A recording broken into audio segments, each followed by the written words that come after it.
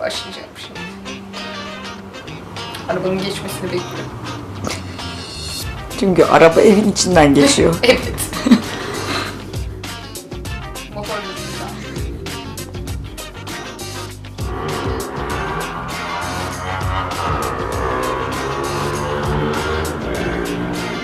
Yolun açık olsun.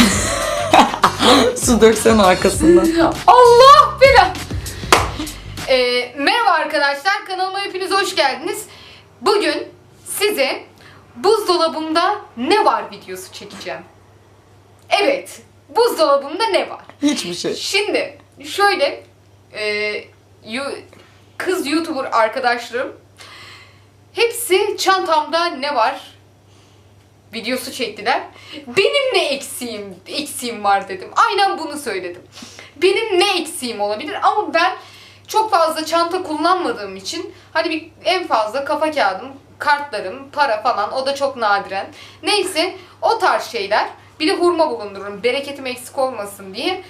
Ben çok fazla görüyorum. Neyse, Allah'a çok şükür yine durumumuza diyoruz. Buzdolabımda ne var videosuna başlıyoruz efendim. Ha! Buzdolabında makyaj çantası gözüküyor mu? Evet, unutmuşum onu orada.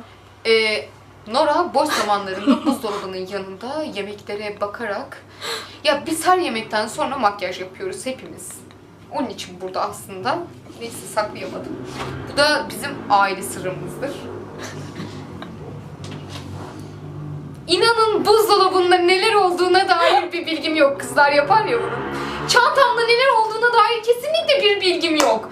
İşte bakalım. Gerçekten ama buzdolabında neler olduğuna dair bir bilgim yok. Çünkü fazla yemek yapmayı bilmiyorum ki keza bu buzdolabında çok fazla yemek olduğunu düşünmüyorum. Mini bir buzdolabımız var efendim. İşte ihtiyacımız kadarı buydu ve bunları aldık.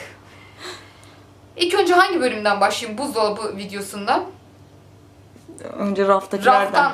Raftan başlayayım. Raf gözüküyor mu? Gözüküyor. Rafımız efendim. Yaklaşık 8500 gündür. Net mi? Evet. 8500 gündür limon buzdolabında herhalde. Çok fazla anlamış değilim ama yakında ben bunu okuturum tarihi eser diye. Neyse. Bari torba falan alaydım da buzdolabını temizleseydim. Kalsın burada, alırım ben sonra. Evet. Acı biber, sivri. Ben hayatta acı yemem bu arada. Bunların hepsi Nora'nın ve Sena'nın eseri. Efendime söyleyeyim. Acı biberler parti acı biber partisi var bizim evde. Ketçup ve mayonez. Sipariş verilen her yerden yaklaşık 10 tane isteniyor eve. Ama bizim evde ketçapla mayonez yok. O da var. Çok yani ileride gerçekten su gibi aranacak ketçapla mayonez. Onun için biz de kenara köşeye birikiyor. Allah muhafaza. Yarın bir gün savaş çıkar. Ketçap mayonez olmazsa olmaz. Tövbe estağfurullah. Kenar sos. Pardon da bu neyin kenar sosu? Kenar sos. Pizzanın kenar sosu arkadaşlar. Yanlış anlaşılmasın. Şimdi ben de yanlış anladım da başta. Neyse. Bir şey diyebilir miyim? Kolonyalı mendilin. Buzdolabında ne işi var ya? Kolonyalı mendil. Da bilmiyorum. Saçma hareket. Türkiye'de acı biber kıtlığı bizim ev yüzünden var arkadaşlar. Bunu da belirtmeden geçemeyeceğim. Biz şimdi hani bu kadar yeriz diye kaseye bu kadar konuluyor herhalde. Geri kalanı da vardır burada. Bak mesela acı biber party time. Her yerden acı biber show. Deli gibi acı biber yiyorlar. Daha ülkede acı biber biterse... Bardakta da var orada. Ülkede acı biber biterse Kadıköy'de oturuyoruz.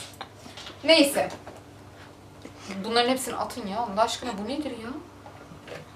Ay o Lena'nın. Ben de diyorum ki Hero Baby herhalde Sena yiyor. Hero Baby. Lena'nın Neyse. o. Bebek maması. Sen niye marka verdin? Zero Baby. Her eve lazım bebek maması. Bebek ruhlu arkadaşlarımız için her eve lazım. Zeytin. Yemin ediyorum yeni alınmış balık gibi duruyor. Hani böyle küçük Japon balıkları var ya, torbanın içine koyarlar fukaraları. Aynen. Bizimki de o. Peki bunun hala havası niye içinde? Neyse kalsın ama hava iyidir. Hava, zeytinin bile havası 1500. Reçel. Reçeli severim. Çilek reçeli. Bir de vişne var orada. Severim. Ama evde reçel canavarı Nora'dır. Ketçapla mayonez kıtlığından bahsetmiştim zaten. Acı sos. Şaşırmadım. Acı çekmek isteyenler bizim eve gelebilirler. Nar ekşili sos. Aklıma bir hikaye geldi. Bir gün abi kısır yiyeceğiz. Tamam mı? Kısır böyle nar ekşisi falan az, tam benim ağzımın tadına uygun falan. Nora dedi ki Allah aşkına dedi, nar ekşisini de getirin dedi. Ondan sonra bu bunun dedi bilmem neyidir dedi. Allah Allah. Nar ekşisini bir döktü. Yemin ediyorum. Nar ekşisi kısır parçacıklı nar ekşisi çorbası. Aynen. Öyle bir şeydi. Allah muhafaza, Allah bir daha yedirtmesin. Çok kötüydü tadı. Nora'nın 8500 gün önce aldığı Ayşe kadın fasulye. Küflenecek, küflenmiş işte hatta. Bu küflenmiş ya bu. Ya zamanım olmadı, Ya yapamadım. küflenmiş ya. Neyse küflenmiş bu. Küflenenleri atıyoruz. Bu iyi oldu. Biraz buzdolabı televizyon. Aldı kaç gün önce, yapacağım, beni umutlandırdı, bir de yapmadı. Neyse. Süzme peynirimiz. Süzme peynir çok severim. Evet. Bu da yıllanan ekmeklerimizden.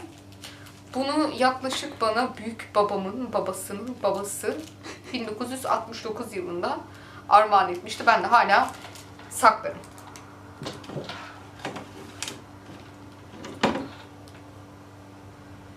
Reçel. Reçel canavarı var işte arkada.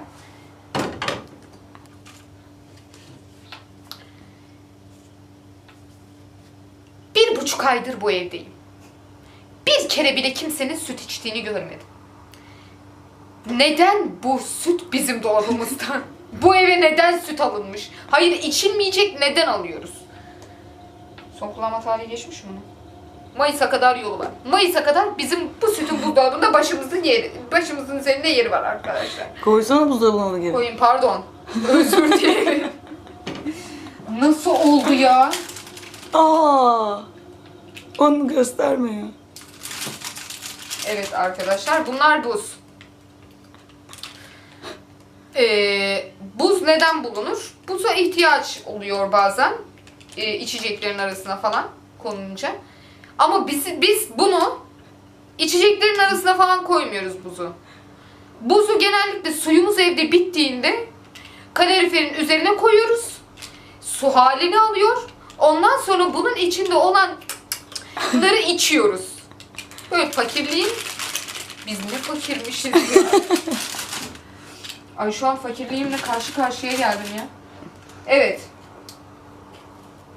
Yaklaşık 1999 yılında alınmış çeçil peyniri. Har ya, daha onu 2-3 gün önce aldım. Rengi değişmiş bunun Nora. Yenir ama bu arkada var güzeldir. Evet. Ben margarin severim. Ya yeniyor. Ben yiyorum en azından. Yoğurt. Evet. Çok severim. Yoğurt yemeyi gerçekten çok severim. Teşekkürler. Zeytin. Annem seni niye ayırdılar arkadaşlarından? He? Niye ayırdın bunu arkadaşlarından? Onlar havalı bir şekilde. Neyse. Zeytin. Hanlı ama çok. Evet.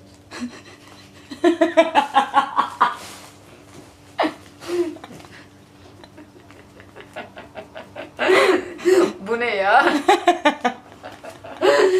Bu ne olmuş ya? Öleceğim. O gülüş neydi? Evet.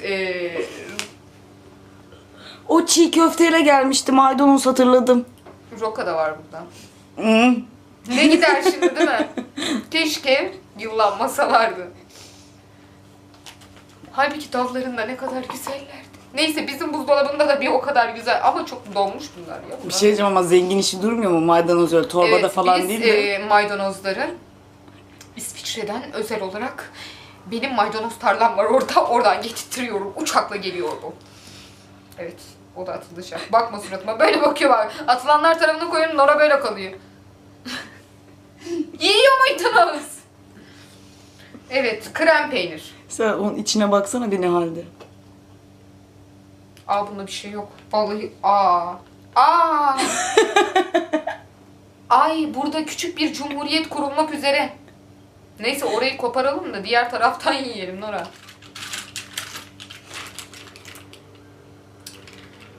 Buz yine. Keşke bunun yerine 20 litre damacana su alsaydık. Daha iyiydi. Neyse. Gelelim sebze bölümümüze. İnanın ne var ben de bilmiyorum. Aa 2 tane yeşil elma. Aa yeşil. Acilen sebzeliğin temizlenmesi. Hayır yani bunu anlayamıyorum. Yani gerçekten şöyle bir durum var. Sebze olmayan yer nasıl kirlenebilir? Ben bunu anlamıyorum. Neyse bunu çözeceğim ama. Bunu da fırlatamam. Neyse. Niye? Buzluğumuz da var. Buzluğumuz da var. Yani mini buzdolabı deyip geçmeyin. Bunun içinde neler var neler de biz size göstermiyoruz. Burada da abi bir şey söyleyeceğim. Buzluktaki et kızarmış. Aa! Gitmiş et. At. Ya saçmalama bu yenir Nora. Ölürsün. Ya Allah aşkına ben bir de bunu yiyeceğim. Ya buzdolabındaki et kızarmış yani. Neyse. Evet arkadaşlar. Buzdolabında ne var videosunun sonuna gelmedik daha. Sizi çiçeklerin arasında gözüküyor mu? Çiçeklerin arasında yetiştirdiğim sodalarım. Yani onlar doğadan ayrı kalmasınlar istedik. Onun için böyle bir tabiati görünüm verdik. Tabiatinin bana birisi anlamını sormasın. Kesinlikle götümden element uydurdum. Evet. Buzdolabımda çok güzel bir video çektiğime inanıyorum. Çok teşekkür ediyorum hepinize. Videomu izlediğiniz için. Beğenirseniz o like tuşuna lütfen tıklayın. Oradaki dislike butonunu kesinlikle görmeyin. Kanalıma abone olmayı asla unutmayın. Bak bu asla. Ve eğer benim de buzdolabımda şu var diyorsanız yorumlarınızda esirgemezseniz çok sevinirim. Benim de buzdolabımda ne var videosunu da sonlandırmak istiyorum. Çok teşekkür ediyorum hepinize. Haftaya görüşmek üzere. Hoşça kalın. Bye bye.